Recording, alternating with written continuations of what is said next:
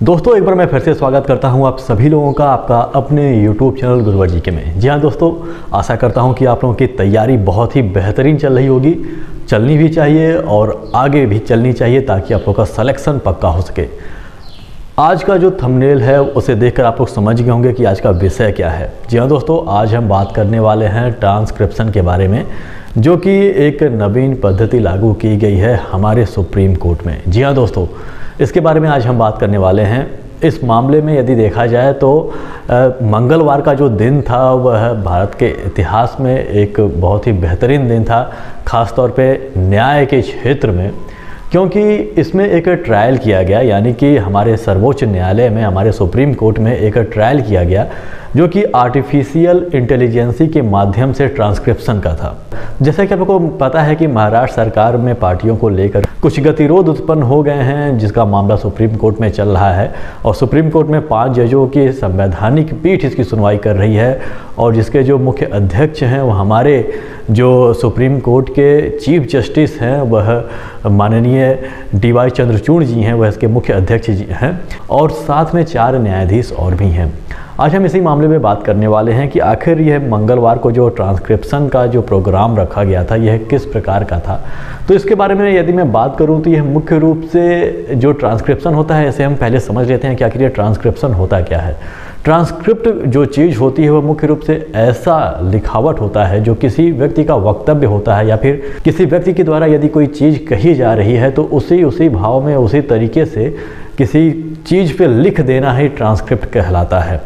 यदि हम साधारण भाषा में बात करें तो आप लोगों ने इमला का नाम सुना होगा कि जब हम अपने छोटे विद्यालयों में, जब छोटी कक्षाओं में पढ़ते थे विद्यालयों में, तो वहाँ पे मास्टर साहब हम लोगों को इमला लिखवाया करते थे। मास्टर साहब किताब के माध्यम से या फिर जो उन्हें कंठस्थ होता था वह बोलते रहते थे और उन्हीं के शब्दों को हम कॉपी में उतारते थे, लिखते थे। अब इसके अलग अलग माध्यम हो सकते हैं, यानी कि सुनकर हम हैंड राइटिंग अपने हाथ में ट्रांसक्रिप्ट कर सकते हैं किसी चीज़ को, चाहे तो हम टाइपराइटर के माध्यम से भी किसी चीज़ को ट्रांसक्रिप्ट कर सकते हैं, या फिर हम आर्टिफिशियल इंटेलिजेंसी का प्रयोग करते हुए किसी के वॉइस को, यानी कि वॉइस को ही वॉइस टाइपिंग में परिवर्तित कर सकते हैं। सुप्रीम कोर्ट में इस बार जो ट्रायल हुआ है वो मुख्य रूप से आर्टिफिशियल इंटेलिजेंसी का जो है वॉइस ट्रायल ही था, यानी कि आवाज़ को ही ट्रांसक्रिप्ट करना था। अब हम ये जान लेते हैं कि आखिर इसका महत्व क्या है और इसके प्रयोग से आखिर क्या फ़ायदा होने वाला है।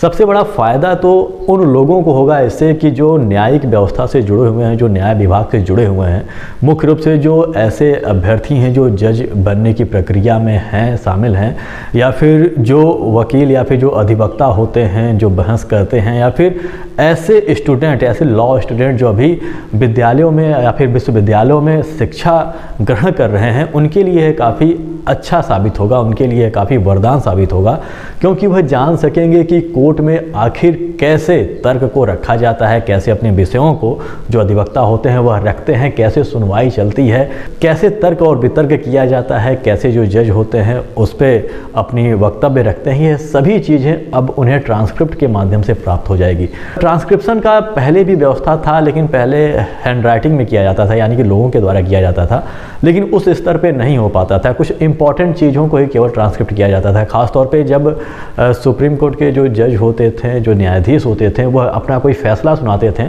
तो उस फैसले का जो ट्रांसक्रिप्ट होता था वो तो हमें प्राप्त हो जाता था, लेकिन जो बीच में जो बहस चलता था, अधिवक्ताओं के बीच में कैसे बहस चलता है, कैसे तर्क वितर्क चलता है, इसके बारे में हमें जानकारी प्राप्त नहीं हो पाती थी। और सबसे महत्वपूर्ण चीज़ इसमें यह है कि अब चूँकि यह एक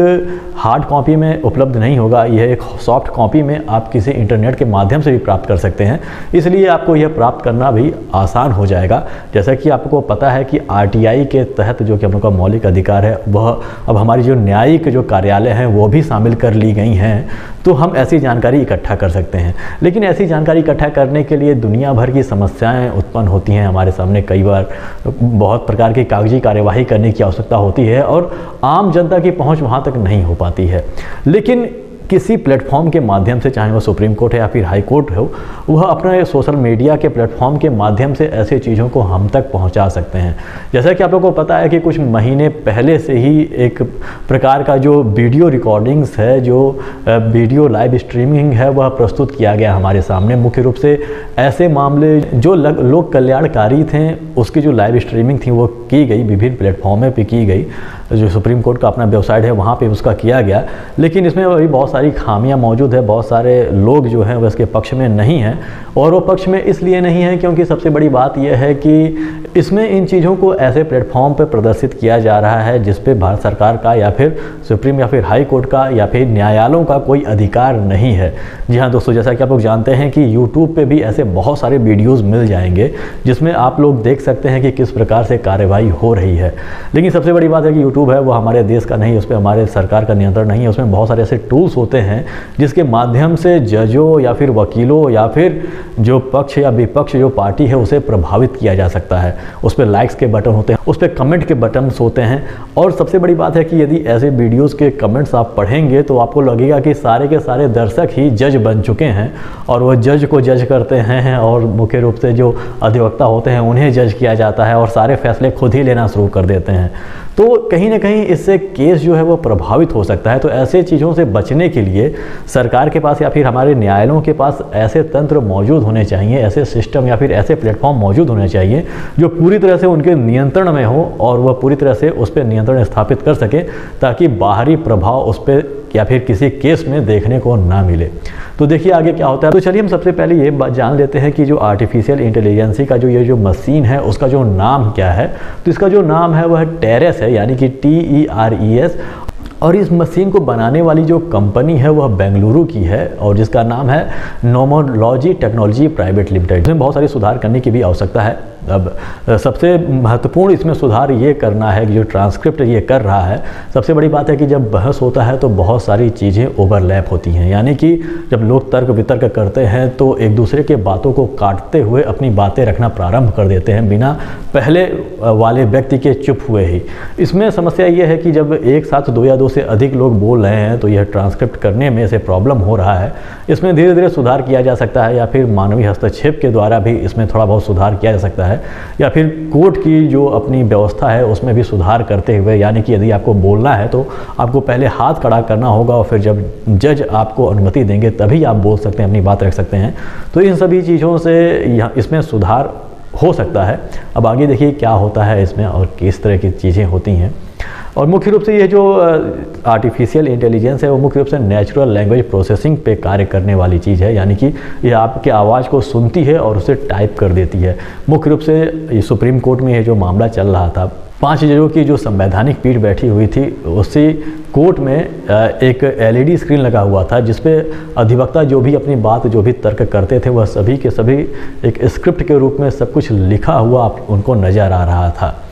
तो देखिए ये एक प्रकार का सुधार है और सबसे बड़ी बात है कि लोगों को जानने का अधिकार है कि आखिर उनके कोर्ट्स में क्या हो रहे हैं, किस प्रकार के फैसले लिए जा रहे हैं। जैसे कि आप लोगों को पता है कि जो राइट टू इन्फॉर्मेशन है वह एक प्रकार का हमारा मौलिक अधिकार अब बन चुका है, वह कितना आवश्यक हो चुका है। सुप्रीम कोर्ट ने भी इस चीज़ को माना है कि प्रत्येक नागरिक का जो पहुंच होना चाहिए वह न्यायालय तक होना चाहिए। हालांकि उसने कुछ पाबंदियां भी लगाई है। उसने कहा है कि जिस प्रकार से राइट टू इन्फॉर्मेशन का लोगों का अधिकार है, वैसे ही लोगों की गोपनीयता को बचाए रखने का भी अधिकार लोगों के पास मौजूद है। तो देखिए आगे क्या होता है। अब देखिए सबसे बड़ी बात यह है कि इसमें जो हमारे चीफ जस्टिस जो हैं वह DY चंद्रचूड़ जी हैं, वो उन्होंने कहा कि इसमें और सुधार करने की आवश्यकता है और आगे क्या होता है वह बाद में पता चल जाएगा। और इसके जो एक और हमारे जो न्यायाधीश थे जो कि श्री PS नरसिम्हा जी थे, उन्होंने कहा कि यदि इस तरह की चीज़ें काम करना शुरू कर देती हैं तो वास्तव में जो सुप्रीम कोर्ट है वह कोर्ट ऑफ रिकॉर्ड यानी कि अभिलेख न्यायालय के रूप में एक कदम और आगे बढ़ जाएगा। अब हम इस टेक्निकल शब्द को समझने का प्रयास करते हैं कि आखिर यह कोर्ट ऑफ रिकॉर्ड क्या है, यानी कि अभिलेख न्यायालय क्या है। आप लोग को समझना होगा कि हमारे भारतीय संविधान के अनुच्छेद 129 में कहा गया है कि भारत का जो सुप्रीम कोर्ट या फिर जो मुख्य न्यायालय होगा